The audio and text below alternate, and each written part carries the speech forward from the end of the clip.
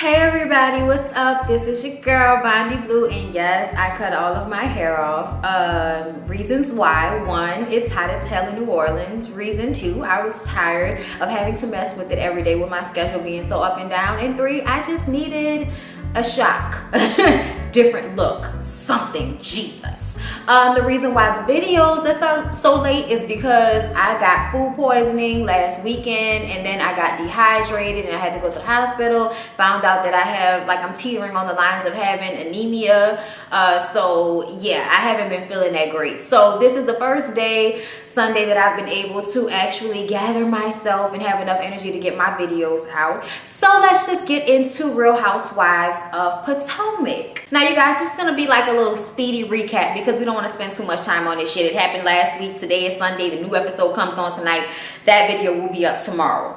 So let's just talk about Ashley and Michael's boring ass, ridiculous, relationship right now. Okay, so Ashley is really feeling some type of way ever since the whole thing happened at the restaurant last week. Okay, she is not feeling him. She doesn't like how he makes her feel like a child. And even though Michael is trying to get back in her good graces and trying to get on her good side, she's not being receptive because she's still pissed off about it, okay? He even asked her if maybe they should revisit the idea of having a baby now instead of waiting for the restaurant to break even, because God knows when that shit is gonna happen.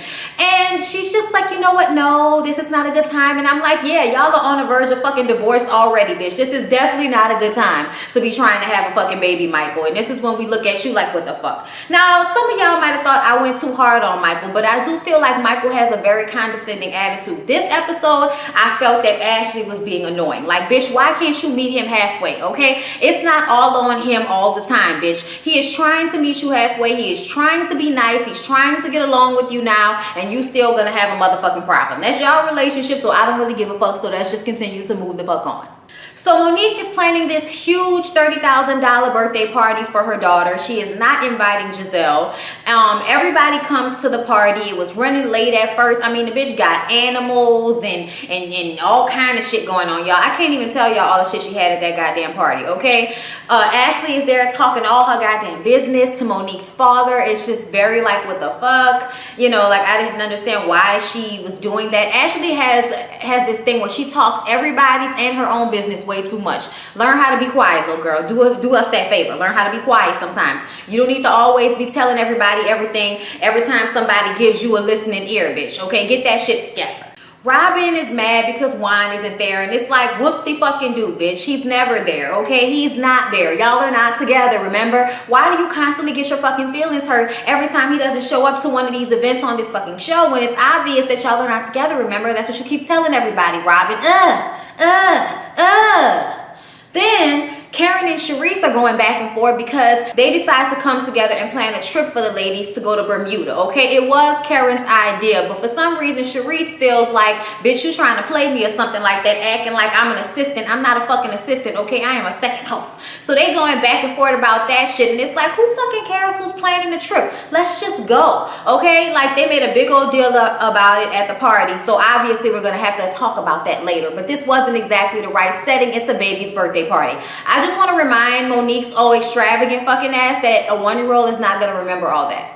She's not. She's going to see the pictures and it's going to be like, but she's not going to remember all that. And if you do all that on birthday number 1, what the fuck is there to work up to? I'm just saying, like, birthdays are supposed to be workups, okay? It's supposed to be a little bit here, and then next year you get more, and then next year after that you get a little bit more. At least that's how my parties used to go. Like, every year it was something different and something a little bit, more extravagant, a little bit more, expensive, whatever. But just to constantly be throwing these types of parties for a 1-year-old who won't even remember it, girl, I ain't got motherfucking time. But if that's what you want to spend your $30,000 on, you go ahead.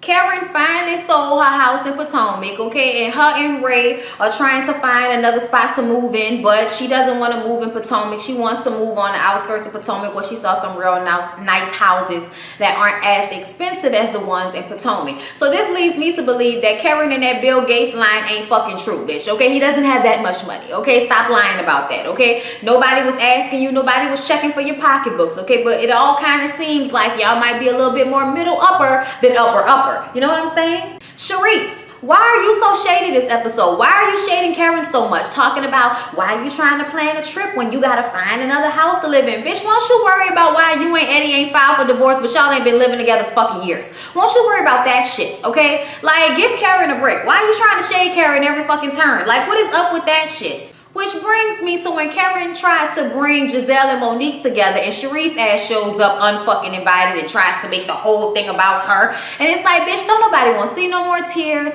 Don't nobody want to see you talking about how these are both your friends when I've seen you do interviews since the show has started, and it makes it seem like you and Giselle are not really that cool at all. Like, the thing that aggravates me about Sharice is it's either you're being absolutely fucking shady, trying to act like you're unbothered, or you're crying all fucking day. Bitch, pick an emotion, okay? Pick an emotion and stay with it for a whole episode. I know you're a woman and you have the right to change your mind and change however you're feeling, but goddamn, bitch, you're giving us too much, okay? You're working on my last nerve, okay? That whole sit down was not about you. To me, there is no talking to Giselle about Monique, okay? When they sat down and they tried to put aside their differences and Giselle tries to make a big deal about semantics, talking about Monique didn't ask her for her phone number, she demanded that she put it in the phone. Bitch, that is not what happened. And even if you wanted to argue that way, you're being fucking childish, you're being petty, then you mad because she called you a trick. She was trying not to call your ignorant ass a bitch, which I would have called you in my house acting like you ain't got no motherfucking sense, trying to shade me like you got something better than I got in that motherfucking apartment condo or whatever the fuck that was you was living in, bitch.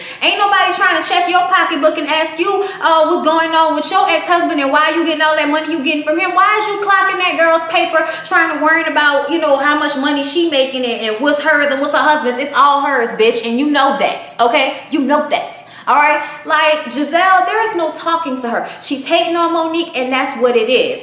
At the end of the episode, when her and Robin meet up, and she's talking about, you know, Monique just hates on her and she doesn't know why. Bitch, when, where, and what? And why, bitch? Why would she hate on you? What did she have to hate on you for, bitch? Like, oh my God, stop it, Giselle. You are so fucking annoying. And I know you on this show trying to be the Kenya Moore of Real Housewives of Potomac. Just make drama and make yourself an unlikable fucking character just so you can make sure you have a consistent storyline on this show, bitch. But trust me, it ain't enough for the dislike that's about to come towards you about this Monique situation. That girl has done absolutely nothing to you, has tried to reach out to you, but like a grown woman, she is not about to chase your ass nowhere. This ain't a sorority, this ain't high school, this ain't college. We fucking grown, and I really don't have to deal with your fucking ass. Like, it's just really plain and simple. It's a really plain and simple, okay? I'm over the whole Giselle Monique beef. I don't think there's going to be an end to it because that's just the way Giselle is. Hater. And lastly, Robin, do we really want to get into you and your therapy? Do we really want to get into you and your therapy, bitch? Okay, let's get into you and your therapy. Okay. So Robin finally goes to therapy and talks to this woman, and still very unclear on what she wants, how she wants to proceed in her life, and how she thinks that everybody else is just making a big deal out of this and they should just mind their business. It's repetitive, it's boring, I'm over it, and I'm tired of seeing her in this space of I'm really trying to act like I'm not gonna cry and I'm so unbothered, but really I'm gonna die and cry in my closet when I get home. Oh my God, like I'm so tired of her with that, y'all. That's what this whole therapy session was. When a woman asks her, you know, what do you want? Do you see yourself with someone else? And she doesn't want to answer at first, but then she says yes, and it's obvious that she's lying. She really wants to see her and Juan together, but bitch, that is not going to happen. Okay, y'all are not going to be together, bitch. I'm sorry.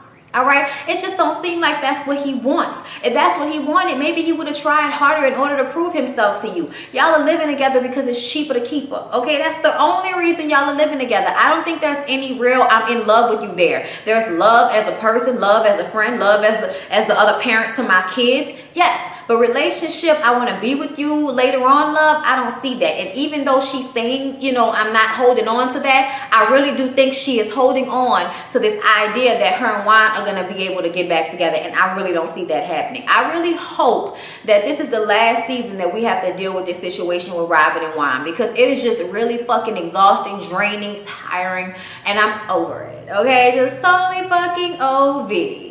Anyway, you guys, that was Real Housewives of Potomac. Little recap, little quick review. Please don't forget to like, comment, and subscribe. Care Bear, share, shake them tits, shake them tits, shake them tits. And I will see you guys in the next video. Oh On my mama, on my hood, I look fly, I look good. Touch my swag,